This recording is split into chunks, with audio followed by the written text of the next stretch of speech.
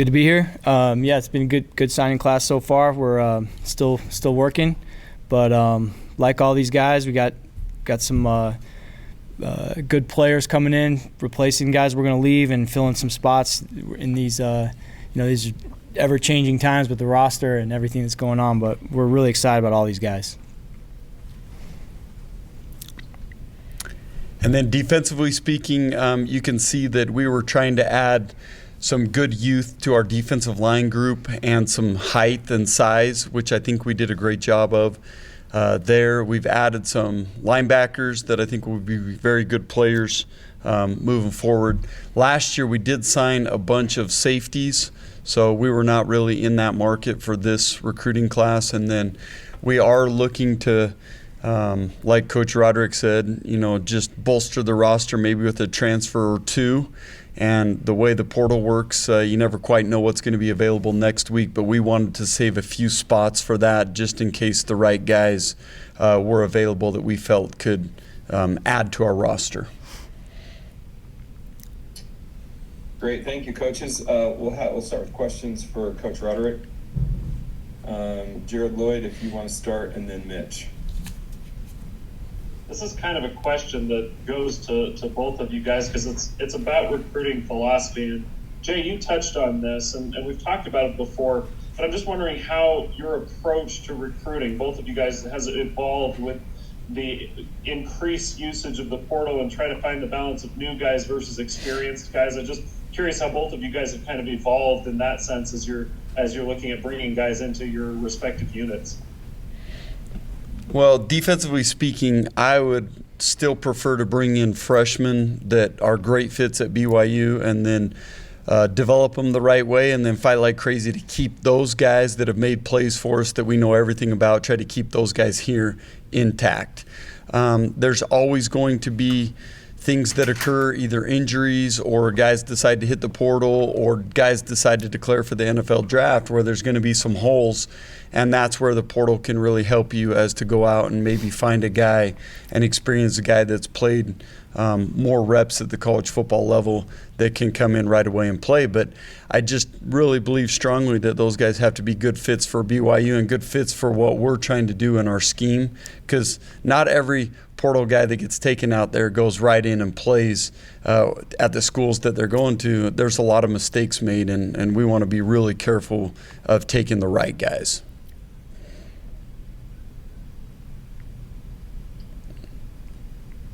Mitch Harper? Yeah, for Coach Roderick. Coach, what were the areas of need that you and your offensive staff focused on in this cycle? Yeah, we got a little bit of everything. We didn't have any one position where we were going to be extremely deficient this year. So we signed a few offensive linemen, signed a few tight ends, a couple running backs, a receiver, one quarterback athlete guy in Nolan Keeney. So we didn't have a one drastic area. Like Jay said, last year they had to sign a bunch of safeties. This year they didn't. We were kind of just this year just a little bit of everything. A few of these guys will go on missions, a few of them won't. So we feel like our overall roster is in really good balance. We're a young team right now, and we have a lot of good players returning next year. And so there wasn't any real drastic needs anywhere for immediate help. You said in your opening statement that it's still working. You came into the day with a verbal commit from a player. Are you expecting to get that signing a little bit at some point today or during this early period? I don't know what you're talking about. I can't comment on anybody that hasn't signed with us. But there are still recruits we're working on, always. We're always recruiting. It never ends. Thanks, Mitch. Go ahead, Jared. Aaron, what difference does NIL make in recruiting these days? How big does it play into the discussions with guys? Well, NIL, it's not going away. It's a huge part of recruiting now. And the nice thing is we're not really involved in those conversations necessarily about that stuff. We can now turn that over to other people. But it's a big part of recruiting for sure. And it's not going away ever. So we just have to find the right balance there of, NIL is going to be important, rev share is going to be important. But then you also still have to find the right people with the right character, the right fit, both for the university and for the schemes that we run. And so all those things are factors that you have to consider. Let's go with Jay Drew, and then another question from Mitch. Aaron, is there an L.J. Martin in this group, a guy that can step in and contribute right away on offense? That's hard to say. That's hard to predict. Even with LJ, we thought LJ could play as a freshman, but you never really know for sure. And every year, I think sometimes there's always a freshman or two that surprise you and that are more ready than you think. And some years there's one you think might be ready that isn't. I think it's just that's part of the development process. You never really know for sure. But we will always be open to freshmen playing for us if they're ready. And I know we had a few guys that have played early in their careers on both offense and defense the last couple of years, and that will continue to be the case. And like Jay said, on offense, I agree with his philosophy. We're on the same page 100% that we want to keep bringing in young players every year and building our program around them. And then the transfer portal is merely a tool to replace an immediate need that you have that maybe was unforeseen. A player leaving for the NFL or a player that transfers or an injury, that type of thing. And we don't want wholesale portal transactions going on every year. It should be just filling in a gap or two each year, and the rest of our team should be developing these young guys that we sign out of high school. Go ahead, Mitch. Coach Roderick, with the expected 105-man rosters next year, do you now have certain numbers as far as each position group? For example, what would be the number at quarterback that you guys are kind of forecasting for next season with the 105-man roster? Yeah, that's a great question, and that is the term uncharted territory gets overused, I think, in this world. But that is truly something that's going to be interesting to see. You have 134 teams that are going to be having to cut their rosters down quite a bit, and there's going to be some massive shifts in player movement and stuff this year that's truly unprecedented. So what's going to happen, I think, at most position groups is you're going to just 105. That's about 20 less players than usual. You're going to see each position group carrying one or two less players than they have in the past. When you spread that out across the whole team, that's about what it's going to equal out to. So for each position group, it won't be a massive shift. When you add it up, though, it's a pretty big change. It's a pretty big hit to your roster. But I would see us carrying 4 quarterbacks instead of 5 or 6. Maybe you carry a 5th at times. It's going to be.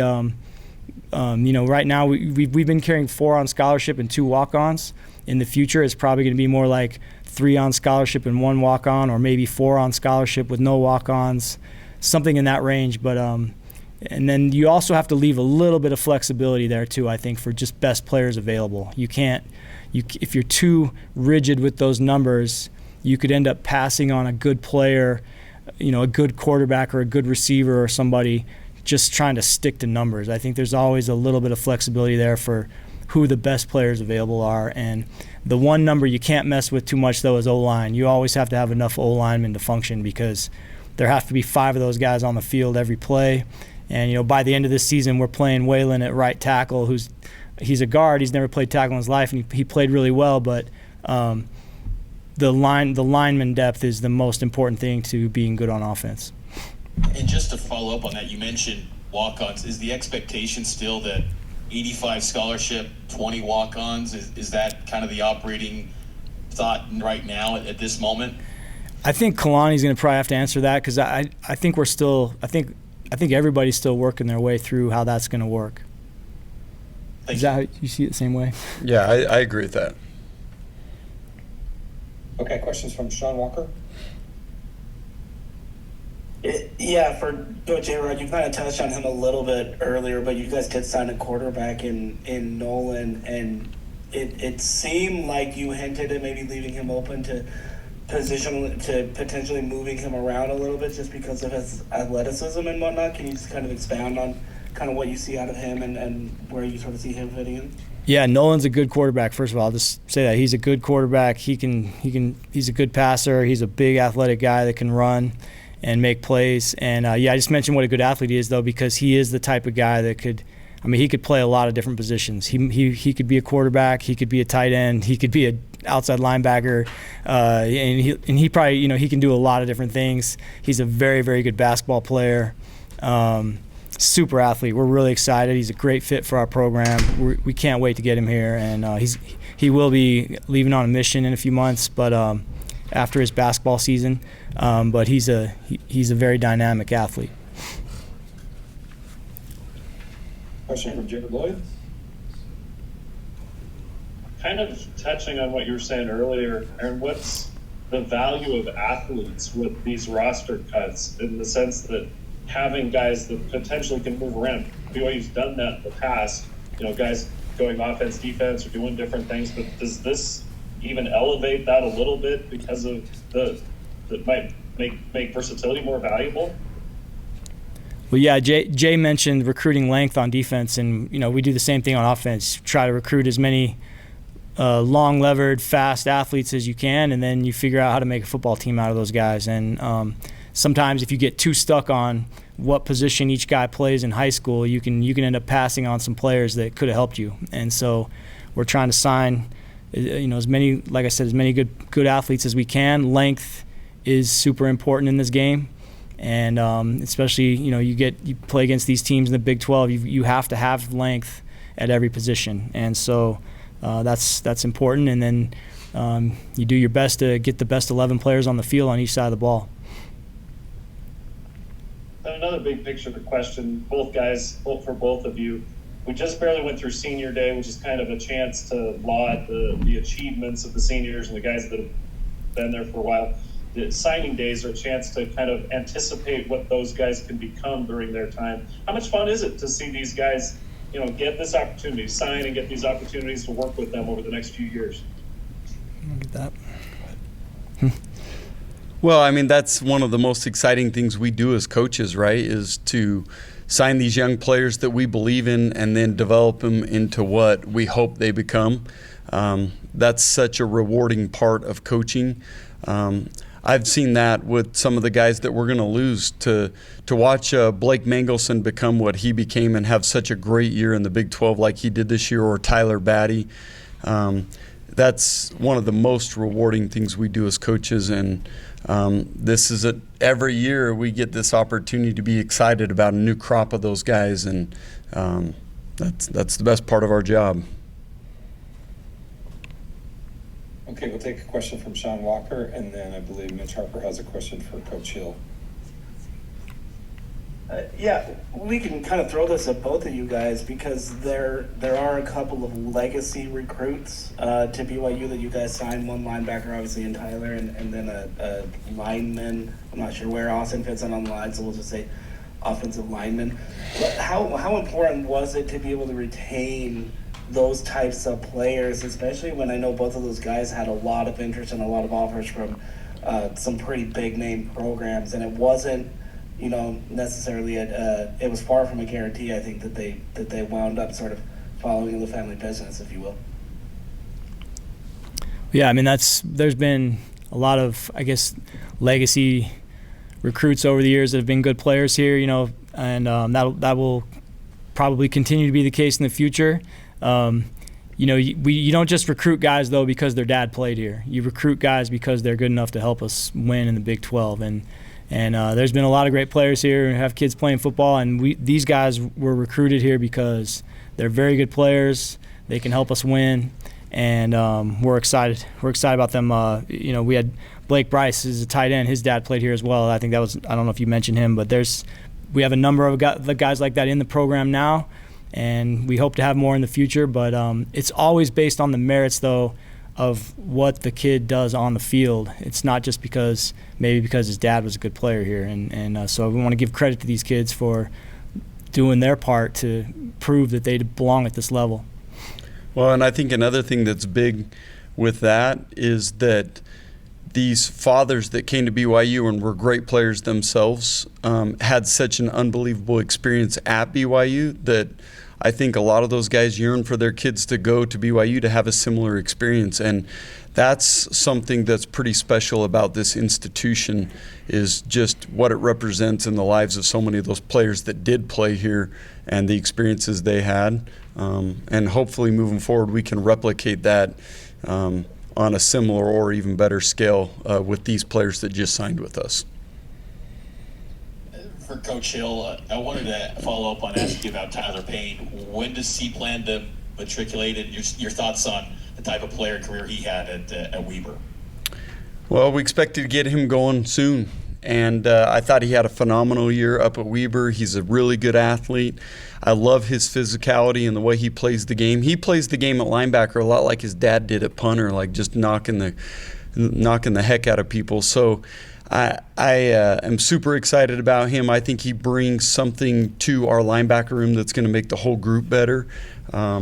And he represents another one of those kids that was here close to BYU and in our backyard in the state of Utah that we need to do a great job recruiting and continuing to get here at BYU. Our backyard is a high priority for us.